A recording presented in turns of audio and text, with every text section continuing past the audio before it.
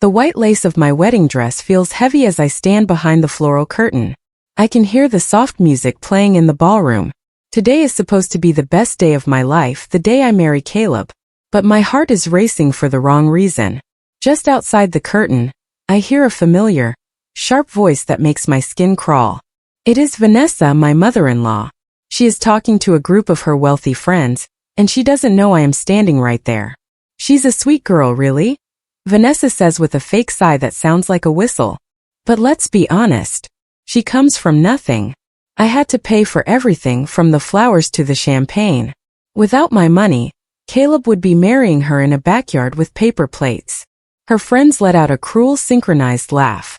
I feel a hot wave of shame wash over me, making my face turn bright red. I look down at my hands shaking against the silk of my gown. She thinks I am a charity case. She thinks I am a gold digger who trapped her son. Little does she know, she is the one living a lie. I take a deep breath and try to steady my hands. Vanessa has been making these little comments since the day Caleb introduced us. She always makes sure to mention how much her family sacrificed to keep their status. She treats me like a guest who stayed too long at a fancy hotel. She doesn't know that I grew up watching my mom work 3 jobs just to keep the lights on, which taught me how to handle money better than any billionaire. I've spent the last year staying quiet, letting her take all the credit for the wedding planning. I let her pick the expensive lilies and the 5-tier cake because I didn't want to start a war. But hearing her mock my family's lack of wealth on my wedding day is the final straw. She is controlling the narrative, making herself the hero and me the beggar. I peek through the curtain and see her adjusting her pearls, looking smug. She thinks she owns this day because she thinks she wrote the checks. The truth is about to hit her like a lightning bolt. The ceremony begins and I walk down the aisle toward Caleb. He looks so handsome in his tuxedo, but his eyes look a little worried. He knows how his mother can be. As we stand at the altar, I can feel Vanessa's eyes on the back of my head. She is sitting in the front row, looking like a queen on her throne. The priest starts speaking, but I can hardly hear him over the blood rushing in my ears. I look at the beautiful decorations, the gold leaf chairs, and the crystal chandeliers. Vanessa told everyone she spent over $200,000 on this event. She told the local newspaper that she was sponsoring the union of her son and a less fortunate girl. The irony is so thick I can almost taste it.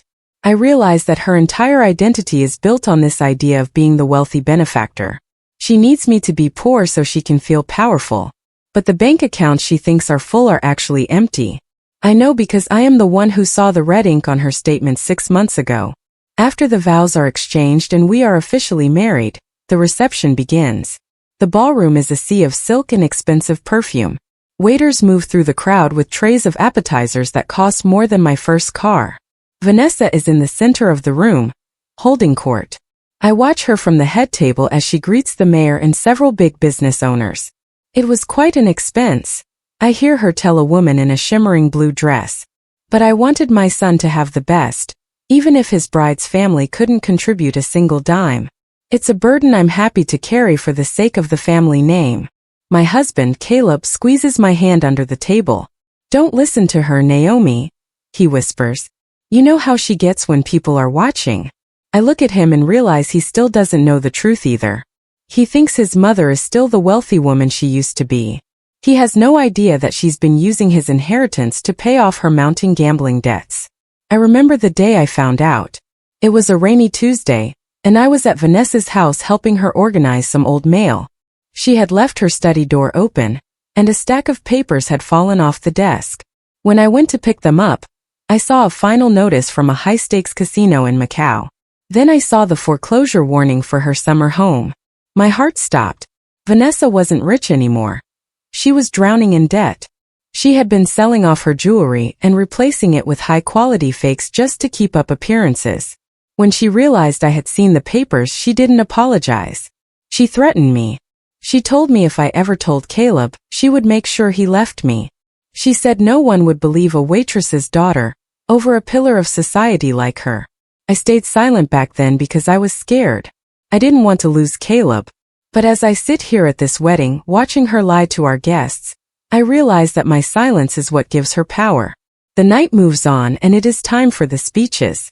Vanessa stands up, tapping her glass with a silver spoon. The room goes quiet instantly. She starts a long rambling speech about her family's history and how she has nurtured Caleb into the man he is today. Then she turns her attention to me. "And to Naomi," she says, her voice dripping with fake kindness. "We welcome you into the fold. It's a big change from the small apartment you grew up in, I'm sure. We hope you learn to appreciate the finer things that our family provides." A few people chuckle, and I feel the sting of her words. She is publicly reminding everyone that she thinks I am beneath her. She is using her speech to mark her territory. I look at the guests, the lawyers, the socialites, the donors. They all look at me with a mix of pity and curiosity. I realize that if I don't speak up now, I will be the poor little wife in their eyes forever. I decide to change the plan.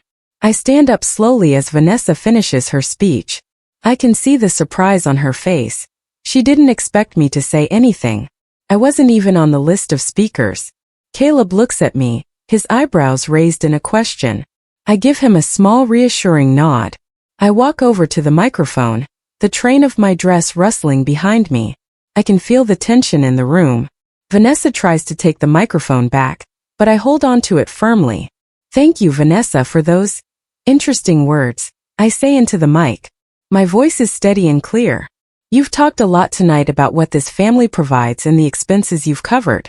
And since we are all here to celebrate the truth of our union, I think it's time everyone heard the real story of how this wedding was funded." I see the color drain from Vanessa's face. Her eyes go wide with panic. She knows what I am about to do. She tries to laugh it off, but it sounds like a choke. "Lisa dear, let's not bore the guests with financial talk," Vanessa says, her voice shaking as she reaches for the mic again. But I step back out of her reach. The guests are leaning forward now, sensing the drama. They love a good scandal, and I am about to give them the biggest one of the year. I look directly at the lead investor of the charity Vanessa supposedly runs. Vanessa mentioned that she paid for everything today. I continue. But the truth is, the checks for the caterers, the florist, and this very ballroom didn't come from her account. They came from a private trust that was set up by my late grandfather, which I've been managing in secret for 3 years. A loud gasp ripples through the room. Vanessa looks like she's about to faint. She thought I was poor because I chose to live simply and work hard. She never bothered to look into my background because she was too busy judging my mother's uniform. She has no idea that my family has been quietly wealthy for generations. I continue, my voice getting stronger with every word. "Actually, Vanessa, it was your accounts that were empty. When the vendors started calling me 3 months ago saying their payments had bounced, I was the one who stepped in. I paid for the champagne you're drinking. I paid for the dress you're wearing. And I paid off the massive debt you owed to the bank so they wouldn't take this house before the wedding." The room is so quiet you could hear a pin drop. Vanessa is trembling, her hands clutching the edge of the table. Her friends are whispering behind their hands, their eyes darting between us. Caleb is staring at me in total shock. He didn't know I had millions, and he certainly didn't know his mother was broke. I am no longer the victim. I am the one who has been keeping this whole family afloat while being insulted for it. It feels like a mountain has been lifted off my chest. I am finally standing in my own light. Vanessa finally finds her voice, but it is high and screeching. "You're lying. This is a trick. You're just trying to embarrass me because you're jealous," she screams. She looks at the guests, her eyes wild. Don't believe her. She's just a girl from the docks. She's made all of this up. But I am prepared for this. I reach into the small silk bag I've been carrying and pull out a stack of documents. I hold them up for everyone to see. "These are the wire transfer receipts," I say calmly. "And these are the bank statements showing your name on the debt notices I paid off. Anyone is welcome to look at them." I walk over to the lead investor and hand him the top page. He puts on his glasses and reads it, his face turning solemn. He nods slowly. "The signatures match," he says to the room. The silence that follows is even deeper than before. Vanessa realizes that her perfect reputation is shattered beyond repair. She has been caught in a lie that she cannot talk her way out of. I look at Caleb and I see the pain in his eyes. He is realizing that his mother lied to him his whole life. He is realizing that the woman he loves was being bullied, while she was secretly saving his family from ruin. He stands up and walks toward me, ignoring his mother completely. He takes my hand and looks at the documents. Lisa, why didn't you tell me? He asks softly. I look at him with tears in my eyes. Because she threatened to take you away from me, Caleb. And because I wanted you to see her for who she really is, not just because I told you, but because the truth came out on its own. He pulls me into a hug and I feel him shaking. He turns to his mother and his face is hard. How could you, Mom? How could you treat her like that while she was saving us? Vanessa has no answer. She just sinks into her chair, looking like a broken doll. The Queen has been dethroned at her own party. The rest of the night is a blur of activity. The guests are no longer laughing. They are talking in low, urgent voices. Many of them are looking at Vanessa with a mix of anger and disappointment. They feel cheated because they've been donating money to her charities, while she was using it to fund her lifestyle. I watch as the mayor and his wife quietly leave the ballroom. They don't want to be associated with a fraud. Vanessa is sitting alone at the table, her head in her hands. She has lost her status, her friends, and most importantly, the respect of her son. I feel a strange sense of peace. I didn't want to ruin her, but I had to protect myself. I walk over to the cake, the one she claimed she bought, and I pick up a small piece. Tastes like victory. I realize that being wealthy isn't about the money in the bank. It's about the truth you live by. And tonight, the truth is the most valuable thing in the room. The next morning, the house is incredibly quiet. The wedding high has crashed into a cold reality. I am sitting in the kitchen of our new home. A home I bought and paid for in cash, when Caleb walks in. He looks like he hasn't slept a wink. He sits across from me and stares at his coffee. I spoke to the lawyers this morning, he says. My mother is in deep trouble. Not just with the debt, but with the way she was moving money around in the charity accounts. She might actually lose everything. I nod slowly. I knew it was coming. When you build a life on lies, the foundation eventually collapses. I'm sorry it had to happen this way, Caleb, I say. He looks at me and reaches across the table to take my hand. Don't be sorry. You saved me from a life of pretending. You saved us. I just wish I had been strong enough to see it sooner. We sit there for a long time just holding hands. The war with Vanessa is over, but the rebuilding of our lives is just beginning. A few days later, a letter arrives from Vanessa. It isn't an apology. It is a long rambling list of excuses.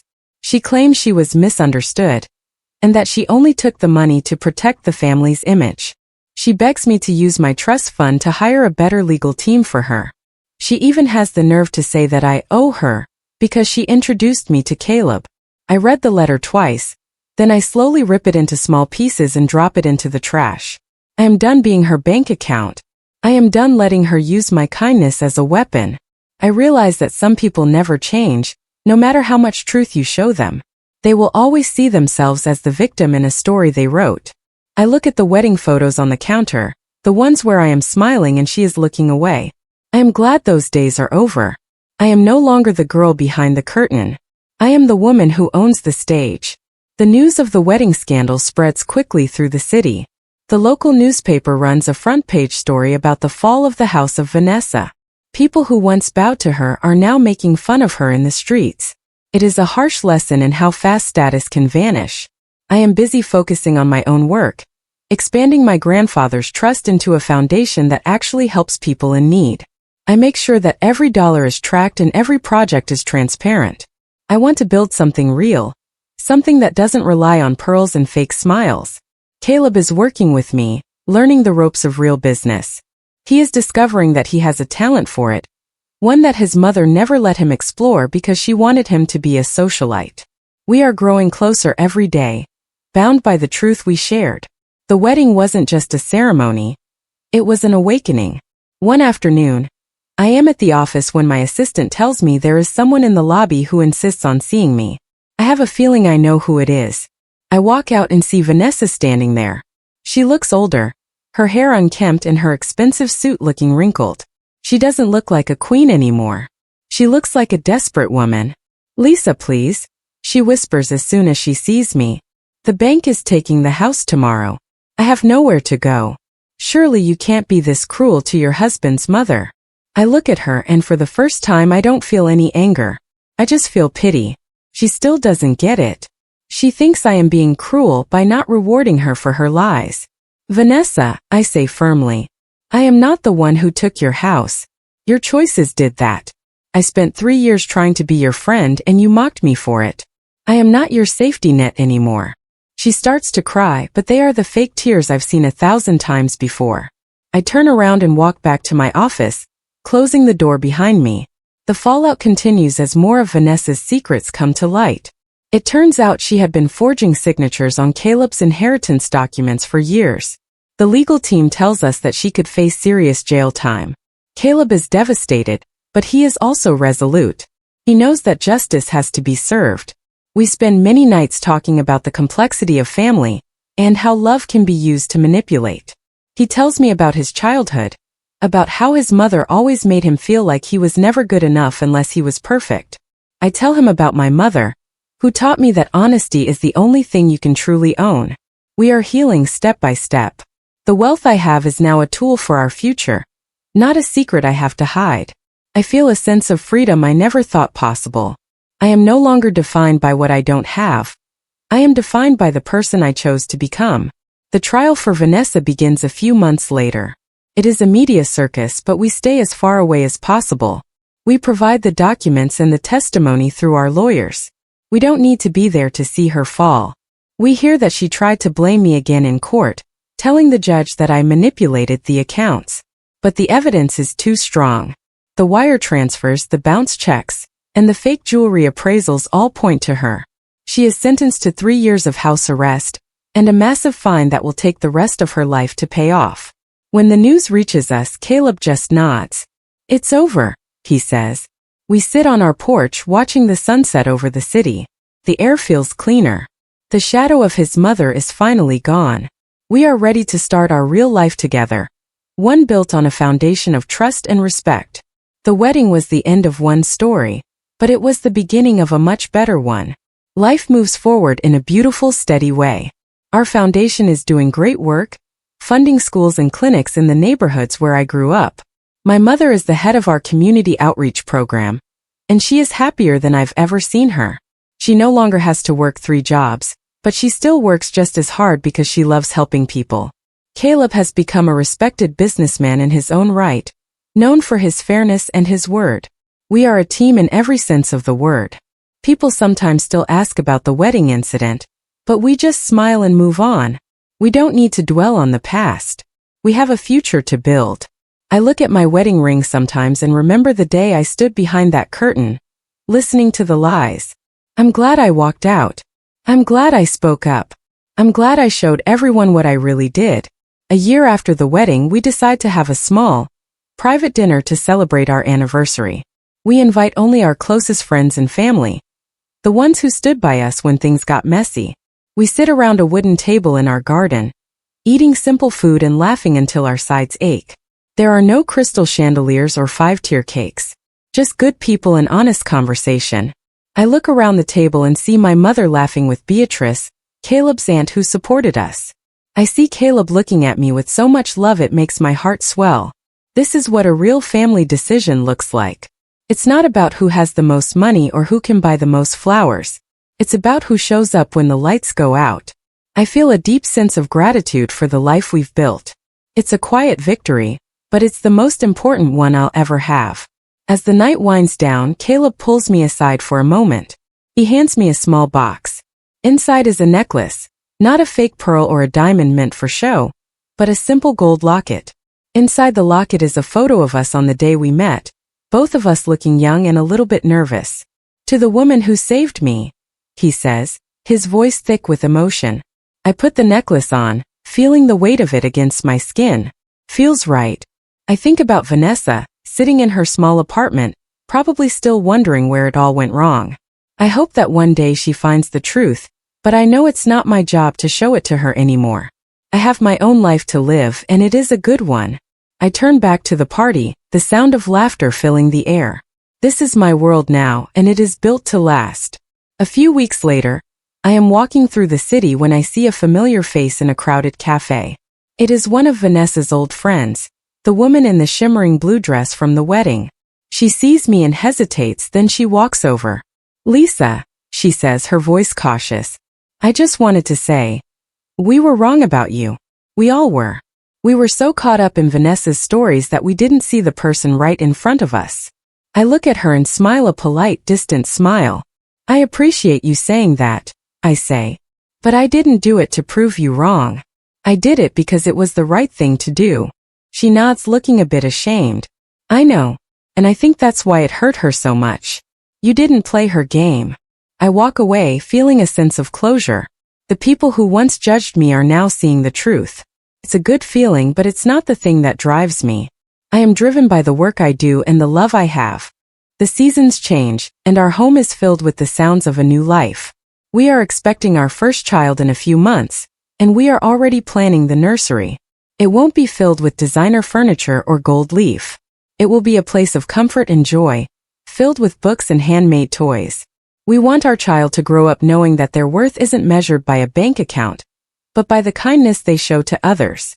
We want them to know that truth is the only thing worth fighting for. I spend a lot of time in the garden, planting seeds for the next season.